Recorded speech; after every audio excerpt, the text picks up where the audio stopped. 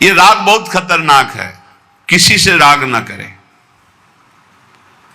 यही राग जब प्रियालाल के चरणों में अर्पित हो जाता है तो अनुराग कहलाता है। जब शरीर भोग, शरीर संबंधी, यही बहुत फंसाव वाला जन्म मरण चक्र का मूल यही राग है। और जब इसमें बाधा पड़ती तो द्वेष हो जाता है। द्वेष बहुत खतरनाक है। भजन कर रहे हैं, कई वर्ष पहले किसी ने कुछ कहा, याद आ गया और जलने लगा हृदय। उसकी पूरी सामने झांकी है, भजन कर रहे प्रभु का, और झांकी है उस द्वेष जिससे हुआ है और हृदय जलने लगा। या कभी वो सामने पड़ गया तो देखकर जल। द्वेष ना होने पावे, अजात शत्रु ते सदा। भक्त अजात शत्रु होता है, एक भी पूरा सृष्टि में शत्रु ना होने पावे। तो बोले क्या भक्त से क्रोध लीला नहीं होती? क्या भक्त क्रोध नहीं करता जैसे द्वेषी पुरुष करते हैं? बोले होता है, लेकिन भक्त का द्वेष ऐसा होता है जैसे जल में रकील खींचो, कितने सेकेंड, बस जितने में खींच रहे उतने में, इसके बाद नहीं। ऐसा नहीं कि उसके चिंतन में आएगा कि वो बहुत दुष्ट है, ऐसा कभी नहीं आएगा। अगर कभी ऐसा दिखाई दे रहा है तो वैसे जल में जैसे ऐसे, बस ऐसे किया, खत्म। और संसारी पुरुष का द्वेष कैसा होता है? पत्थर की रकील खींच दो तो बनी की बनी, और वो जल की रकील, जल में ऐसे रकील खींचो, एक सेकंड में खत्म। ऐसे भक्त का आवेश होता है, कोई धर्म विरुद्ध या इष्ट विरुद्ध या ऐसा तो एकदम वो आवेश दिखाई देगा, लेकिन उसी क्षण वो तत्काल बिल्कुल द्वेष किंचन मात्र नहीं, किंचन मात्र मंगल की भावना नहीं। अगर राग द्वेष है तो फिर वो भक्त कैसा? जीवन में राग द्वेष न रहने पावे, किसी से राग नहीं, किसी से द्वेष नहीं, और किसी भी भोग के प्रति ऐसी प्रचंड ममता कामना ना हो कि प्रियालाल का विस्मरण हो जाए। प्रियालाल का स्मरण करते हुए धर्मयुक्त भोग को जीवन यापन के लिए स्वीकार किया गया है। प्रियालाल का स्मरण चल रहा है और शास्त्र सम्मत धर्मयुक्त भोग है जीवन यापन के लिए, लेकिन शास्त्र विरुद्ध प्रियालाल का विस्मरण करा दे ऐसा भोग भक्तजन स्वीकार नहीं करते, और जो स्वीकार करते हैं वो भक्त नहीं होते। राग द्वेष भक्त के जीवन में नहीं होता, और ऐसी भोग कामना नहीं होती जो भगवत विस्मरण करा दे या शास्त्र विरुद्ध हो। अगर शास्त्र विरुद्ध और भगवत विस्मरण कराने वाली भोग वासना, वो फिर अभी भक्ति रंग नहीं लाई। तीसरा, भजन करते हुए इसी 8वें पंक्ति में 3 बातें। पहला राग द्वेष, दूसरा भोग ममता कामना का जो विषय है वो इष्ट चिंतन और धर्म शास्त्र सम्मत। तीसरा, मद अभिमान नहीं आना चाहिए। भक्ति में भी अभिमान जागृत हो जाता है, सामने वाला ऐसा है, सामने वाला ऐसा है। जहां परदोष दर्शन होने लगे वहां जान लेना अभिमान आ गया है। बिना गुणाभिमान हुए दूसरे में दोष दर्शन नहीं हो सकता। अभिमान की पहचान दूसरों में दोष दर्शन, अपने में गुण का भाव, गुण का आरोप, अपने में गुण का अभिमान, दूसरे में दोष दर्शन, ये पतन का लक्षण है, सिर्फ पतन का लक्षण। ऐसा हो जाए तो प्रभु के सामने चिल्ला के रो, बचा लो प्रभु बचाओ, अभिमान आ गया। भगवान को अभिमान बिल्कुल पसंद नहीं है। दैन्यता से भगवान प्यार करते हैं और अभिमान से भगवान रोष करते हैं। सुनहु राम कर सहज स्वभाव, जन अभिमान ना राखें काऊ। अभिमान आ गया तो कोई होगी बहुत बड़ी विचित्र भयावनी लीला, इसलिए बचो। जहां अभिमान आवे तो रो प्रभु से, प्रभु दूर कर दो। भयावनी लीला करते हैं फिर वो जब अभिमान आ जाता है। देखो कैसी देवर्षि नारद जी के साथ की, कैसे गरुड़ जी परेशान हो गए। भक्त के हृदय में कभी अभिमान नहीं आना चाहिए। अभिमान की पहचान दूसरों में दोष दर्शन, अपने में गुण का आरोप। इसी 8वें सूत्र में चौथा, चाहे जो कुछ नष्ट हो जाए कभी शोक विषाद नहीं करना, रोना नहीं। भक्त है, परिवार का कोई पधार गया है तो कीर्तन कर रहा है, वो रोएगा नहीं। ये रोना केवल मोह ममता का क्षेत्र है और नहीं रोना चाहिए। जब अब गीता जी का पीछे व्याख्या चल रही थी, तो जो रोज सुनते हैं उनको याद होगा, रोने वाले के आंसू और नाक लार सब उस जीवात्मा को पीना पड़ता है जो पधार गया है। कभी नहीं रोना चाहिए। उस समय नाम कीर्तन करना चाहिए, भगवत यश गुणगान करना चाहिए, उस जीवात्मा के मंगल के लिए भगवान का नाम जप करके देना चाहिए, रोना नहीं। कुछ भी नष्ट हो जाए, कोई भी मर जाए, शोक विषाद नहीं करना, रोना नहीं। ये भक्ति के मार्ग का विषय है। मंजीरा उठाओ, सब मिलके कीर्तन करो और भगवान का यश गान करते हुए उनकी अंतिम यात्रा। भक्तों की तो मृत्यु भी महोत्सव होती है। संसारी लोगों के लिए छाती पीटते हैं लोग, उनके मरे हुए व्यक्ति की छाती में नहीं ऐसे पीटते हैं, ऐसे पीटते हैं। और जब वो पीट के रो रहे हो घर वाले, तब पूछना कि तुम क्यों रो रहे हो, तब असलियत पता चलती। वो रो नहीं रहा उसके लिए कि इसलिए रो रहा है, वो अपने लिए रो रहा है कि हम जो चाहा अपने लिए, बस अपनी कामना की पूर्ति के लिए। भक्त को कभी ऐसा नहीं करना। कोई पधार गया बहुत गंभीर, कोई रोए तो डांट देना चाहिए, चुप शांत नहीं रोना। उस जीव को क्यों अब कष्ट देना।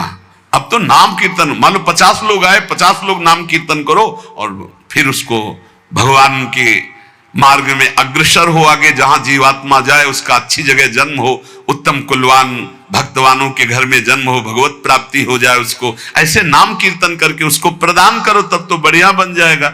ये सब बैठे बैठे वो इधर उधर की बातें उच्चारण करके रोना, ये सब कुछ भी नष्ट हो जाए। भक्त के आंसू सिर्फ भगवान के लिए गिरते, ध्यान रखना। भक्त की आंसू रूपी धरोहर सिर्फ भगवान के लिए काट दिया जाए तो भी आंसू नहीं गिरेंगे। भगवान के लिए ही आंसू गिरने चाहिए। शोक विषाद नहीं होना चाहिए। कुछ भी नष्ट हो जाए, क्यों नहीं होना चाहिए। हमारी तो सब जीवन था, ये नष्ट हो गया। जिसने एक क्षण में अनंत ब्रह्मांडों का सृजन कर दिया, वो मेरा स्वामी है। वो चाहेगा तो हर व्यवस्था हो जाएगी, हर व्यवस्था। और हम आपसे सच्ची कहते हैं, भक्त का जो कुछ नष्ट होता है अच्छा होने के लिए होता है, पक्का समझना। नामदेव जी की कुटिया में आग लगी तो सब अच्छा ही अच्छा हो गया, नहीं हुआ। कहीं भी कुछ भी, भक्त का अगर कहीं भी कुछ भी हानि होगी, तुम निष्ठा से रहना, सब बढ़िया ही होगा। आप देख लेना, परिणाम में देख लेना। शोक किस बात का। कोई नई व्यवस्था किया है मालिक ने, इसीलिए पुराने को आग लगवा दी है, या पुराना नष्ट हो गया, कोई नई व्यवस्था की। भगवान की ताकत नहीं कि वो अमंगल कर दे। किसी ने कहा हमारा मन भगवान में ना लगा हो और हम फिर भोग लगाएं, सेवा करें तो भगवान स्वीकार कर लेंगे। कहा, वो बड़े कृपालु हैं। अरे पूरे समय मन नहीं लगा, लेकिन आपने कहीं ना कहीं मन में तो ये बनाया था कि भगवान को हम भोग लगा ले जा रहे हैं।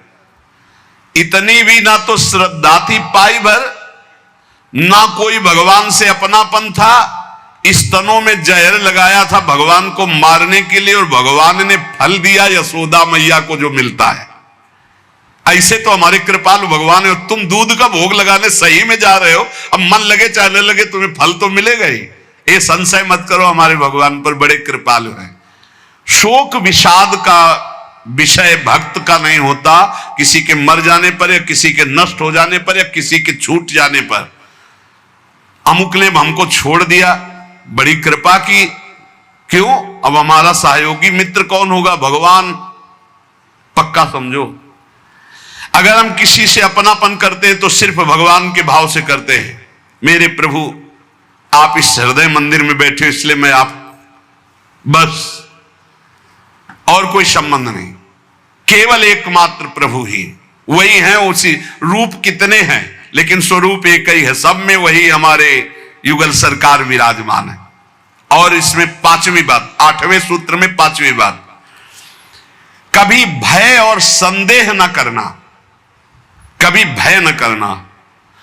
किसी की किसी भी तरह से प्रतिकूलता देने पर डरो मत, तुम्हारे रक्षक भगवान हैं। बोले हमारी तो प्रिया जो है नील कमल हाथ में लिए हुए हैं, अब ना तो तलवार है ना गदा है, कैसे रक्षा करेंगे।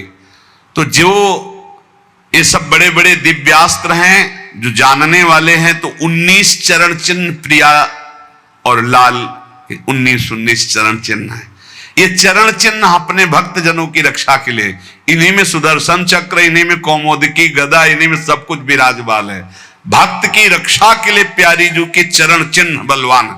वृंदावन दास चाचा जी ने बड़ी महिमा चरण चिन्हों की वर्णन की, कभी अवसर आएगा तो सुनाएंगे।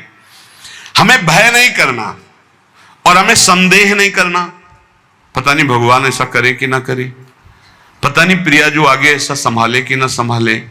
भजन तो करते हैं, पता नहीं भगवत प्राप्ति होगी कि नहीं। अरे इधर भोग भी नहीं भोग रहे हो, इधर भजन भी कर रहे हो, प्रियालाल मिले कि ना मिले, पता नहीं ये भजन सही है कि नहीं सही, इस मंत्र से काम होगा कि नहीं होगा, ये जो नाम कह रहे राधा नाम, इस नाम से होगा कि नहीं होगा। संदेह न करे, संशय न करे। देखो राधा नाम तो वृंदावन में व्याप्त है और हमारे रस ग्रंथों में व्याप्त है। संदेह शब्द नहीं होना चाहिए उपासना में। जो गुरु ने उपासना दी उसमें संदेह नहीं होना चाहिए। और पांचवा, इस 8वें सूत्र में पांचवा, असूया, दूसरों के गुणों में दोष देखना, चुगली करना और ईर्ष्या, इनसे बहुत दूर रहना चाहिए उपासक को। ईर्ष्या बहुत बुरी है। कंचन तजना सहज है, सहज तिया का नेह, मान बड़ाई ईर्ष्या दुर्लभ तजनाए। ईर्ष्या बहुत बुरी है,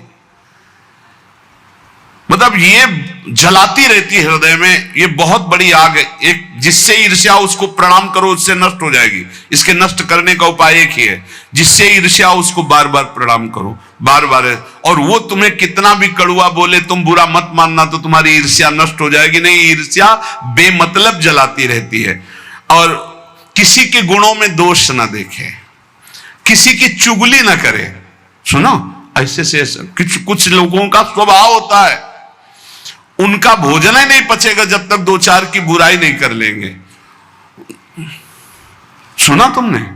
ऐसे से ऐसा नहीं, हमने तो नहीं। अरे मतलब ऐसे गूढ़ विषय की चर्चा मानो ब्रह्म साक्षात्कार करा देंगे।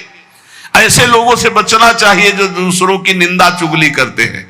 निंदा चुगली करने वालों को ऐसा लगता है जैसे चक्रवर्ती सम्राट पद में बैठाल दिए जाएंगे, जब दो चार उनको मिल जाए सुनने वाले। फिर जैसे कोई भगवत प्रेमी महात्मा खूब सरस भगवान की चर्चा करे, ऐसे ये द्वेषी जन होते हैं।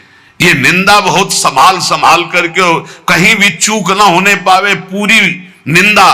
तो ऐसे लोगों से बचे। चुगली करना, दूसरे के गुणों में दोष देखना और ईर्ष्या करना।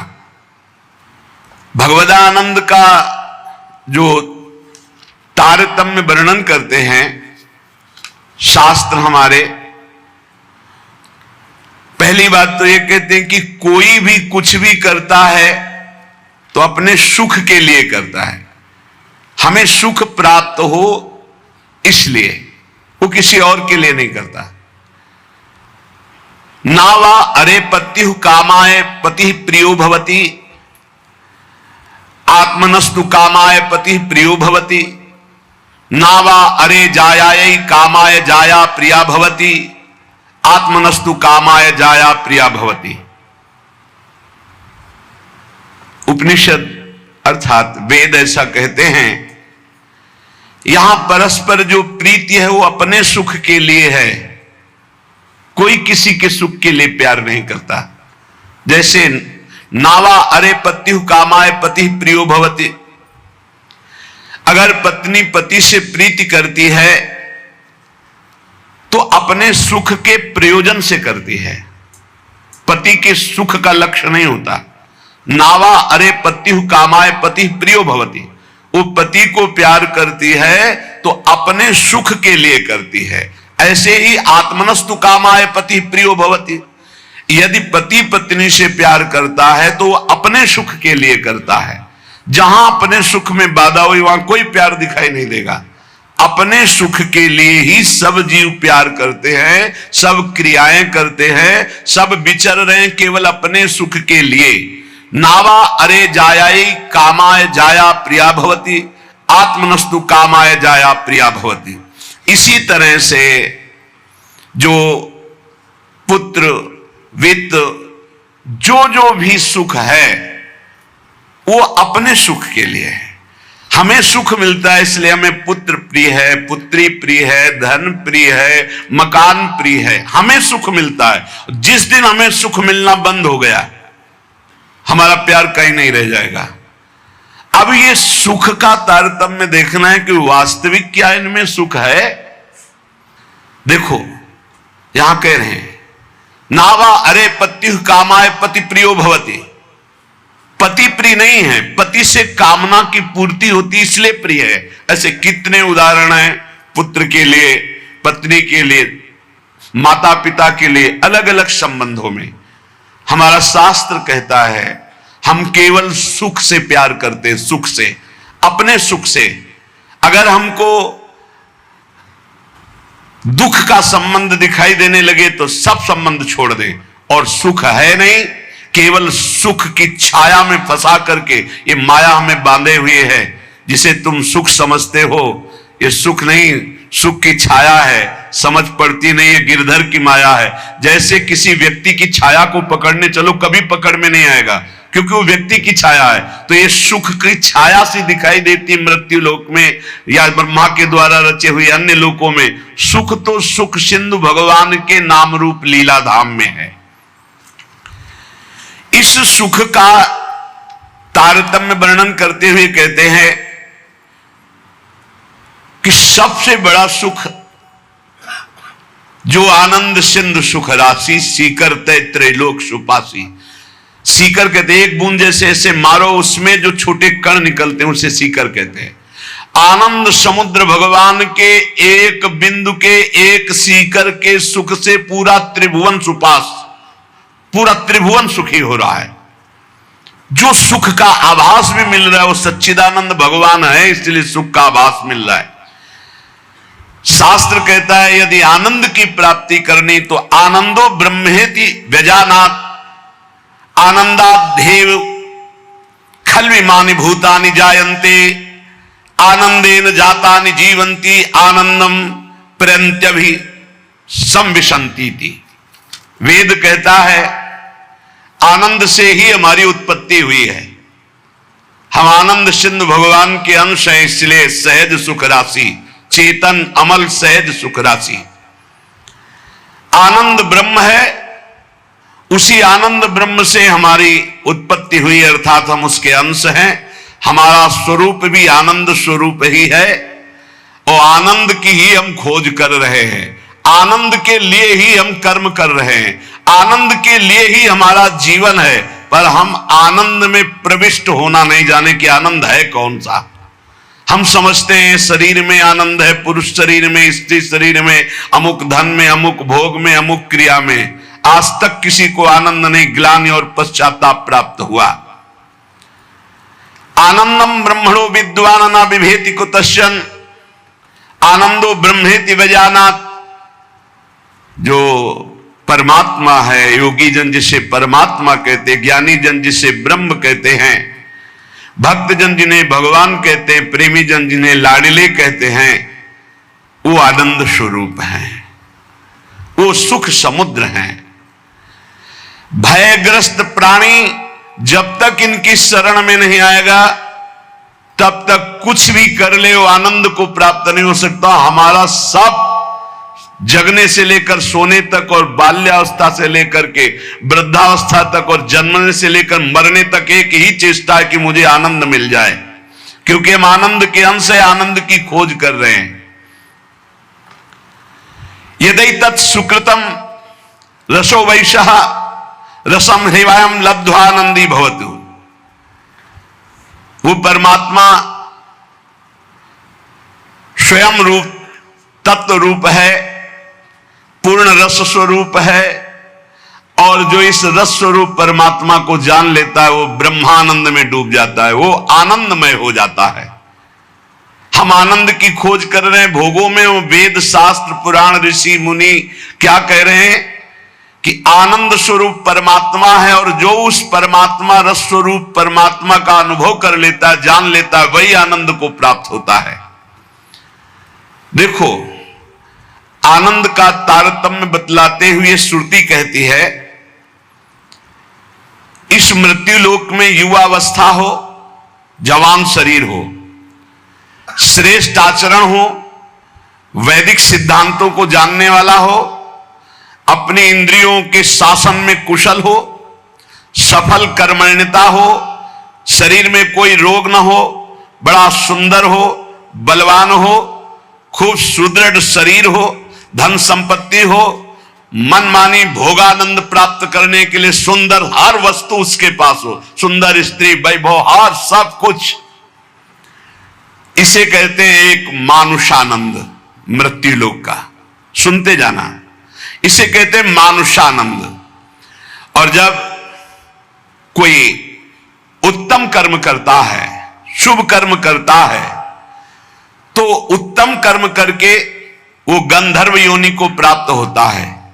उसको मनुष्य गंधर्व कहते हैं। इस मनुष्य गंधर्व को मानुषानंद से 100 गुना बढ़कर आनंद प्राप्त होता है। मानुषानंद समझा? वैदिक सिद्धांत को जानने वाला, युवावस्था, सुंदर शरीर, रोग रहित और अपार धन संपत्ति, सुंदरियां, सब सुख मृत्यु लोक का। कोई सुख ऐसा नहीं कि इसके पास ना हो, उसे कहते हैं मानुषानंद। उस मानुषानंद से उत्तम कर्म करके जो गंधर्व योनि को प्राप्त हुआ, उसे मनुष्य गंधर्व कहते हैं। उस मानुष गंधर्व को मानुषानंद से 100 गुना बढ़कर सुख मिलता है, मानुष गंधर्व को। और उस मनुष्य गंधर्व के आनंद से 100 गुना बढ़कर के देव गंधर्व, जो देवता गंधर्व रूप में ये साधन करके गंधर्व बना, 100 गुना मानुषानंद से बढ़कर। और उस मनुष्य गंधर्व से देव गंधर्व को 100 गुना बढ़कर के ये देव जाति स्वयं प्रकट हुए गंधर्व योनि में। इस आनंद का 100 गुना आनंद बढ़ करके पितृलोक में जो वास करते हैं, पितरों को, उनसे 100 गुना आनंद जो स्मृति शास्त्रोक्त कर्मों का आचरण करके, यज्ञ आदि करके उसके फलस्वरूप देवता बने, उन्हें अजानज देवता कहते हैं। पितरों से 100 गुना आनंद बढ़ करके अजानज देवता को प्राप्त होता है। और अजानज देवता से बढ़कर 100 गुना देवताओं को आनंद प्राप्त होता है, जो देव योनि में सीधे प्रकट हुए हैं। इनका 100 गुना आनंद बढ़ करके वसु को प्राप्त होता है। देवताओं से भी 100 गुना बढ़कर आनंद वसु को, वसु से भी 100 गुना आदित्यों को, नित्य देवता। इनसे आदित्यों से 100 गुना बढ़कर के आनंद इंद्र का। देखो कितना तारतम्य है आनंद का। और इंद्र के आनंद से 100 गुना आनंद बढ़कर के बृहस्पति जी का। बृहस्पति जी के आनंद से 100 गुना आनंद बढ़कर के प्रजापतियों का, दक्ष प्रजापति आदि। ऐसे प्रजापतियों के 100 गुना आनंद बढ़कर के परमेष्ठी पद, ब्रह्मा के पद में। और जिनको ब्रह्मलोक तक कहीं आसक्ति नहीं है, ऐसे जो ब्रह्मनिष्ठ श्रोत्री महापुरुष हैं, उनके उस अखंडानंद का तो वर्णन ही नहीं किया जा सकता, जिसे मोक्ष सुख कहते हैं।